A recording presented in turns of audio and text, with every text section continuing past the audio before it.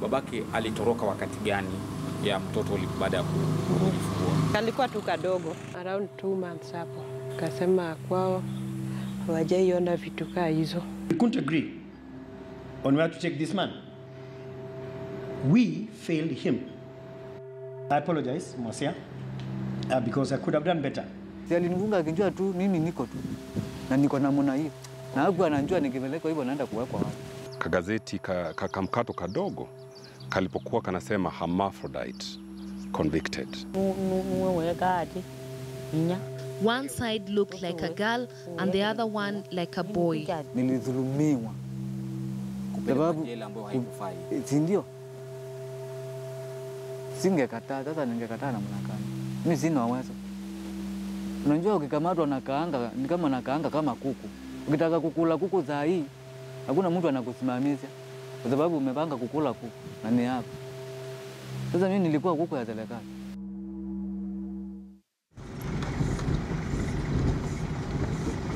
This is the direction that the long arm of the law took 13 years ago, through rivers and hills, heading for one Richard Mwasia.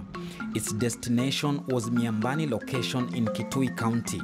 Today, Richard recalls what transpired before his arrest.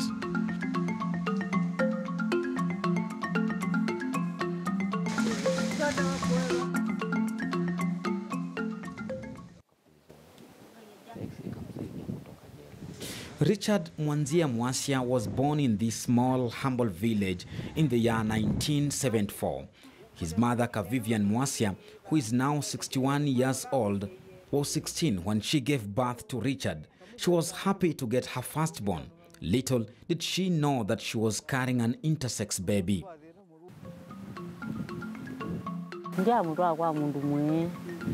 I did not take him to hospital nor to a witch doctor. His grandmother used to cover him up. No one knew of his condition around here. She used to cover his nakedness. His mother and grandmother wanted a boy child desperately, and so they socialized Richard through the name and clothing so that she would grow as a boy. It remained a top secret amongst 4 people: Richard, his mother, grandmother, and the grandfather. I remember I took him to a doctor to be circumcised together with 2 other boys. He told me he does not have the thing to be circumcised, but he just covered him with a piece of cloth in order to look like the rest. The secret stayed safe until the year 2005, when Richard came face to face with the laws of the land. Nikapika hapa nikapikia Maria ameniambia ati askari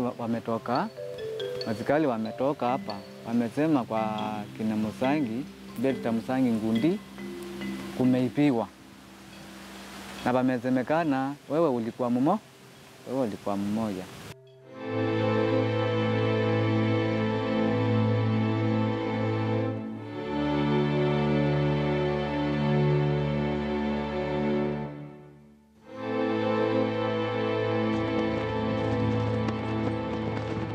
He was detained at Kitui remand for 15 days before being taken to court alongside 3 other suspects.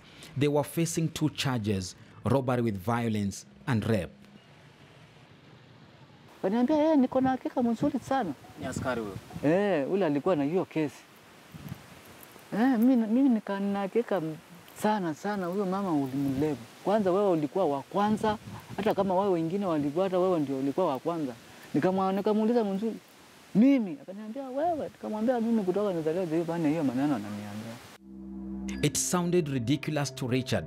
He knew too well that biologically he did not have what it will take to perform the heinous act. But there was no one he could explain his intersex condition to who would listen. That's where his predicaments of being born an intersex started at the Kitui prison remand. Nikajaribu kukaa hivyo, nikaambia tutakuchapa kopi wewe. Naona hapa tunacheka na wewe. Tueni hizo nguo kila mtu akae venye alisada. Ndio ilienda. Wakati ilifika hapo, akaniuliza iko namna gani, nikamwambia unajua mimi mkubwa, mimi nashinda sana wewe. Akasema na huyo kijana, mbona huyo kijana nilianza kutoa nguo za njoo. ai mkubwa wao akasema, ai na mbona wewe kijana wewe ama mwanamke wewe katemekana. Na huyo mtu ako namna gani? Hapana, huyo mtu kesa alutishwa kwa koti. The condition was unheard of to the police officers who acknowledged not having witnessed such a phenomenon before. This news spread among the police and court officials in Kitui, followed by mistreatment. Documents in our possession indicate one account of robbery with violence. Richard and his lawyer explained to KTN News that upon realizing that Richard would not have possibly perpetrated rape, his charge sheet was corrected. The rape charges were dropped, but that of robbery with violence stood. But that is when Richard would face Judge Isaac Lenaola. Lenaola was a High Court judge at the Kitui Law Course in 2005. He gave his verdict. Wewe aliona venye mimi niko. Makaruti magana makabendwa yeye masitaka. Sasa si alinifunga akinjua tu mimi niko tu. Na niko na mona hiyo. Na hapo ananjua nikipelekwa hivyo naenda kuwekwa wapi. Pole.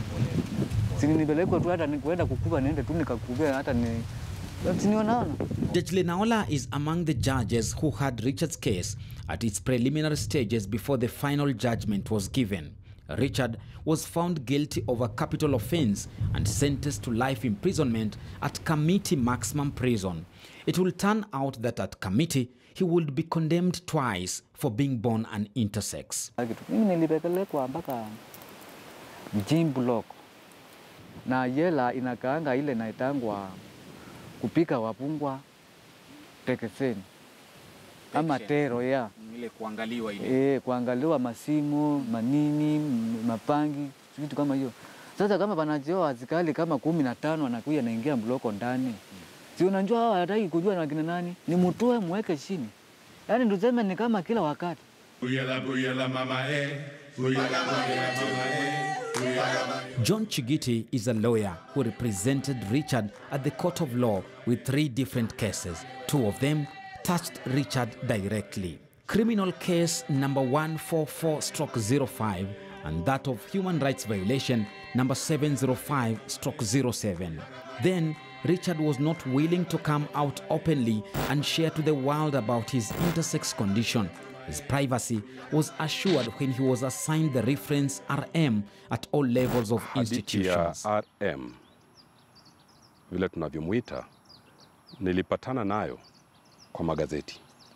Kagazeti kamkato kadogo kalipokuwa kanasema hermaphrodite convicted and sentenced to hang. Na hiyo ilikuwa mwisho wa 2006. Nikasema labda niko na interest, wacha nione haswa huyu mtu hali yake namna gani. Na nikaenda mpaka Kamiti, nikapatana na RM. Chigiti appealed against all of the accounts. He pointed out that Richard's human rights were violated, both at the Kitui remand and in Kamiti Maximum Prison by the move to confine him with other men.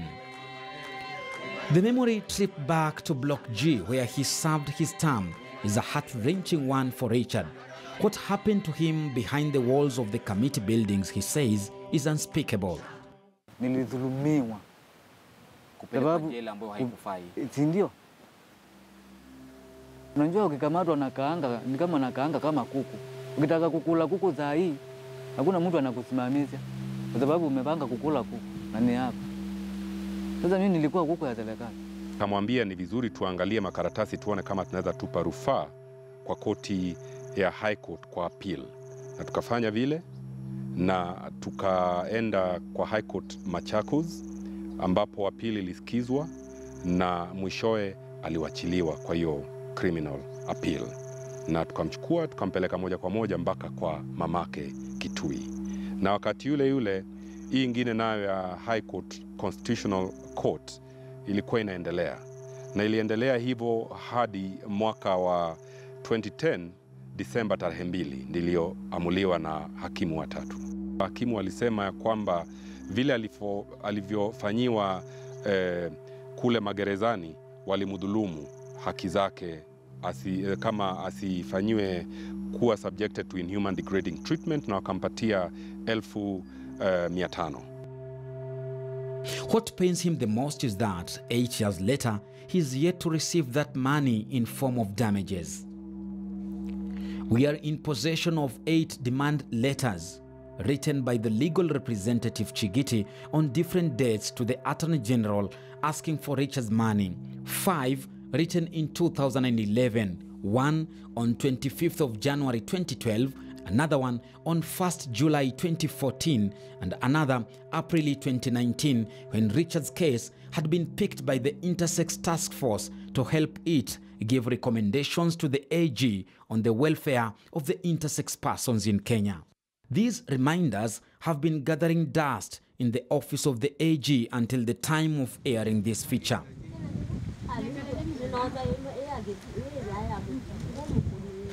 Even with the win, Richard is still a bitter person. Sijui ilitoka, wakili wangu akakula, sababu atakani kunieleza. Sini kusema ukweli. Haya, mimi nikiwa hapa, sina ule naweza kuenda kumwambia, sasa tunaweza kupika kotini na mnakani mahali pesa zangu zilikuwa zinaweza kwenda kulipa, tuulize. Sasa mimi sina uwezo ya kwenda mahali. Arema alipewa vile nilikwambia awali 500,000.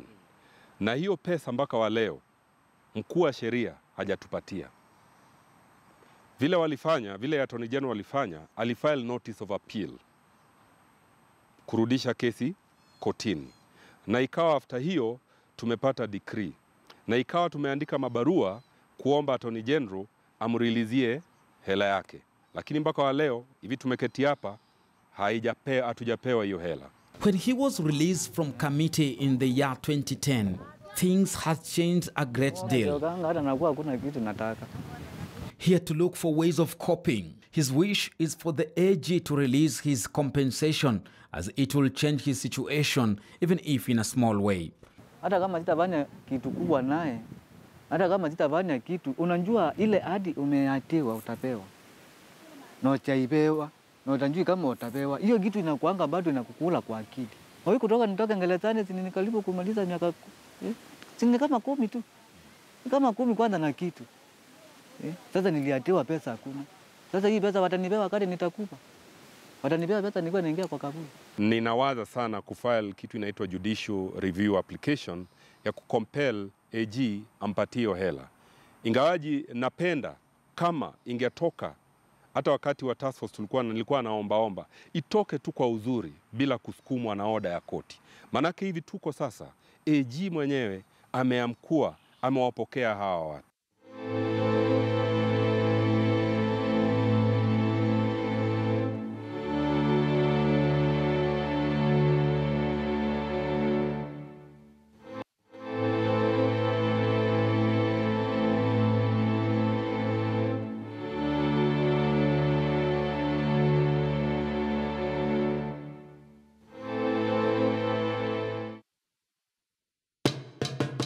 Richard's case is mentioned as the first case to be taken to the Kenyan Court of Law and the first one to go public. This case has breathed life to other similar cases. For instance, the case of Baby A. Baby A was born with 2 genitalia. The mother was advised to have the baby undergo corrective surgery at the Kenyatta National Hospital. It was later revealed that Baby A's mother did not have substantial knowledge about the condition, even after giving consent for the surgery. At KNH, the doctors put question marks in the areas of sex while filling the medical forms. According to human rights defenders, this violated Baby A's rights. This is Akinyi, not her real name. She's the mother to Baby A. Akinyi vividly remembers the day she gave birth to Baby A. After hiyo kumzaa, silikuwa tarehe 26 usiku. Sasa mimi nikamwangalia nikaona kona hizo tu vitu tuwili. Sasa mimi sikujua hiyo mambo ya intersex. Sasa mimi nilijua maybe ni growth. Unaona? Sasa kuulizia kuita mama mwenye alinisaidia hiyo siku. Na yeye akaniambia hiyo ni kitu will happen. Huyo mtoto ni msichana. 10 years later, she's traumatized by the questions Baby A keeps on asking her. Sasa hiyo ya msichana ilishonwa, akabaki na hiyo ya kijana. Lakini hiyo ya kijana tukiangalia ni kama ikwangi na nguvu vile. Coincidentally, lawyer Chigiti also represented Baby A in court. The defenders were Kenyatta National Hospital, the AG, and the Registrar of Persons. Kama Registrar wa Births and Deaths alisema mikono yake imefungwa na sheria. Na ni kweli. Kenyatta wakasema walifanya yale wangeweza kama daktari. Mimi hakuna kitu yenye nimelipwa. Kama mzazi nimefurahi. Imesaidia wengi. Wenye walikuwa wamejificha walijitokeza. Mwenendo wa ile kesi ulikuwa umelenga njia yenye itasaidia wale watoto wote kwa jumla bila kutupa lawama kwa fulani. Ndio maanake hata ile kesi ilikuwa haiombi compensation. Coincidentally, fortunately, it appears to be a blessing in disguise for Richard, who came out, got counted, and added up to 1% of the intersex community in Kenyan population before 2019 census. But again, it appears behind these locked doors, there are so many members of the intersex community who've never come out in public, probably for fear of stigma. Is it high time they come out, get counted, so that their rights can be well taken care of?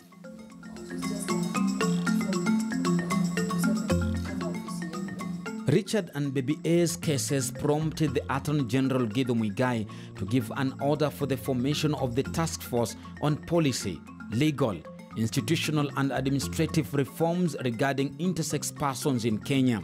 You've had the commitment in terms of taking forward the recommendations from the task force to implementation. The task force that was formed in the year 2017 and gave its reports and recommendations in April 2019 comprised of the following institutions: Kenya Law Reform Commission, Office of the Attorney General and Department of Justice, Directorate of Immigration and Registration of Persons, National Gender and Equality Commission, Kenya National Commission on Human Rights and the CRADL. Na kwa sababu hiyo kesi kuna mambo watu wa civil society na wale walikuwa wanafanya kazi magerezani walizingatia sana ziwe kwa katiba. Kwanza kwa upande wa discrimination, Article 27. Utaona sasa Article 27 inasema hautakuwa discriminated kwa sababu ya sex ama kwa sababu ya birth. Ukiangalia intersex wanakuwa discriminated at the point of birth. During the launch of the report by the task force, Supreme Court Judge Isaac Lenaola met Richard Muasia. He admitted that he had mishandled Richard's case when he first encountered it in Kitui. We failed him. I apologize, Muasia, because I could have done better. Alinifunga akijua tu mimi niko tu na niko na mwana hiyo. Na hapo anajua nikipelekwa hivyo naenda kuwekwa hapo. Pole. Si nipelekwa tu hata nikuenda kukuba niende tu nikakubea hata nitaisikia namna gani msamaha yake. Akiniomba msamaha na yeye alinidhulumia akiwa anajua penye anafanya.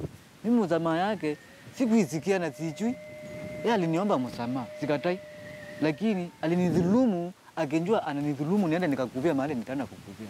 Hata msamaha yake mimi nilisikia kwa masikio lakini kwa Mungu mimi hiyo sijui kama kwa Mungu kama nitaweza kusahau. Vile hakimu mkuu Justice Lenaola alifanya ni kitu cha nguvu, cha muhimu sana. Manake kuna aina nyingi sana za kurudisha kwa wale wenye wamedhulumu. Kitu muhimu kwanza ni ya kwamba ukubali ulikosea.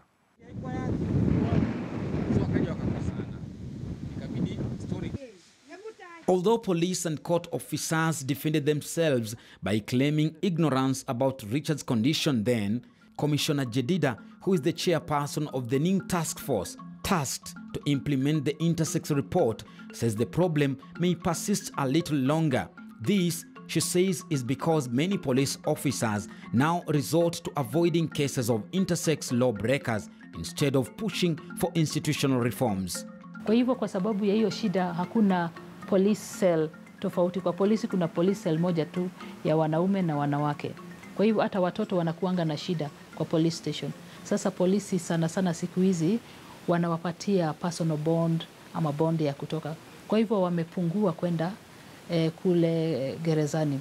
Lakini wakati jopo ilikuwa inaongea na watu na kuzunguka, tulipata na sio tu wafungwa, pia waofisa wa polisi wa gereza wapo wao wanasema mimi ni huntha, lakini siwezi sema mimi ni huntha kwa sababu mimi nimeajiriwa kama mwanaume, mimi nimeajiriwa kama mwanamke. Sasa nikisema mimi ni huntha, si nitapoteza kazi? Wakati hii Kenya ilipanga kutengeneza magereza, walitengeneza magereza ya wanaume na ya wanawake. Hiyo ni magereza ngapi? Si mbili. Kwa hivyo mimi nikiwa hivyo niko yani gereza yangu ile naweza kupelekwa ikuwa, ningepelekwa wapi? Na hiyo ndio Tingiti alikuwa anatetea. For the report launched in April, about 377 intersex people were reached.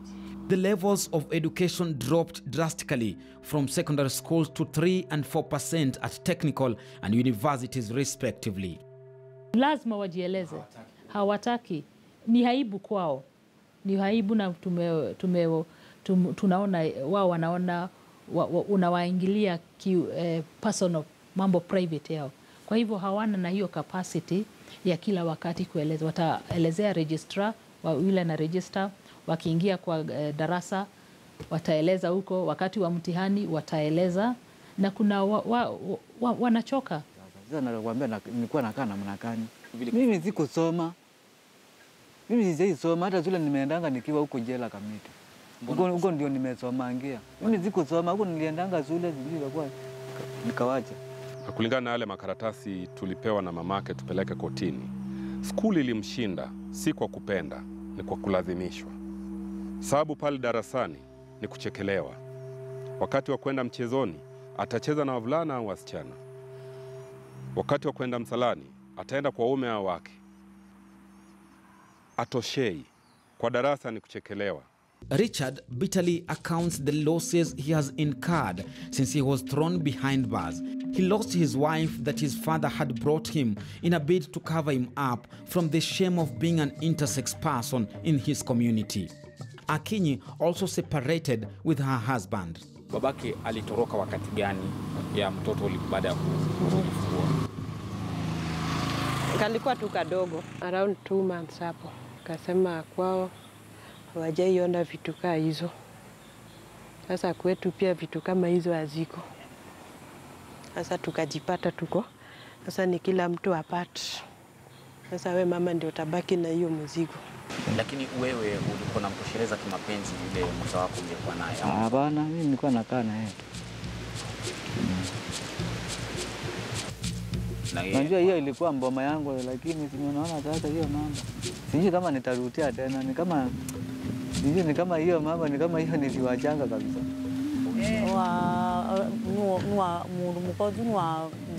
That wife comes from Mutomo. His father used to stay there. He is the one who brought her for him. I could not speak much.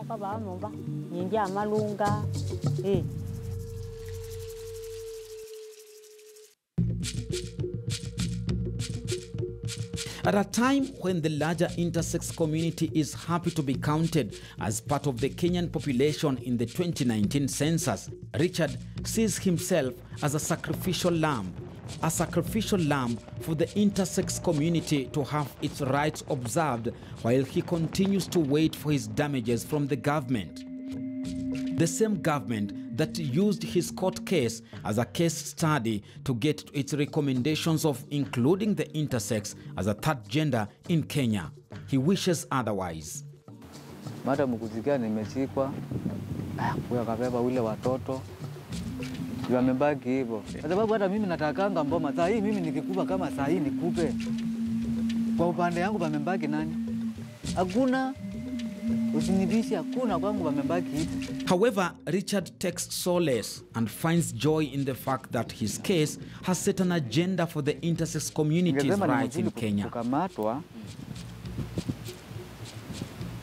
Sasa kukamatwa kwangu ni kama kulikuwa ambato ni kubaya, ni kunzuri. Kwa nini? Kulikuwa wengi kama mimi, walikuwa wamenjibisha. Saa hii tuko wengi, sio mimi peke yangu. As the 2019 census was ongoing, putting Kenya high on the map of Africa when it comes to human rights observation, challenges were equally reported on how the intersex data was collected. The Kenya National Commission on Human Rights is worried.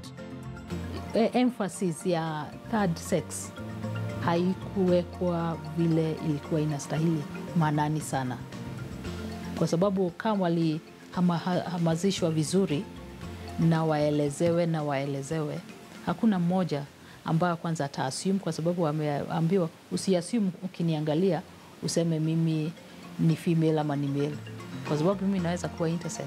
Although it's been 14 years since Richard was arrested and condemned, his win and that of Baby A has borne fruits. Fruits of Kenya being the first country in Africa to include the intersex as a third gender in its census. What human rights groups now await is to see how the demographics will be used by the government to change the situation in prisons, courts, and police institutions. This would make Richard tell end on a positive note. Kesi ya RM ilipomalizika, kuna mambo mawili koti ilisema. Kwanza, ya kuwa watu wa gereza wawe wanakagua watu wakitumia technology, kutumia gadgets. Unfortunately, hizo hazijawekwa gerezani, hawajatekeleza. And did you take part in the just concluded census, Richard? Sisi ni wana Kenya, kwani sisi si watu tunakula. Kulingana venye Jedinda Rivita ameniambia jana, ameniambia nisapiwe na niingie upande wa intersex. Yeah. Lofty Matambo, KTN News, Agenda 3.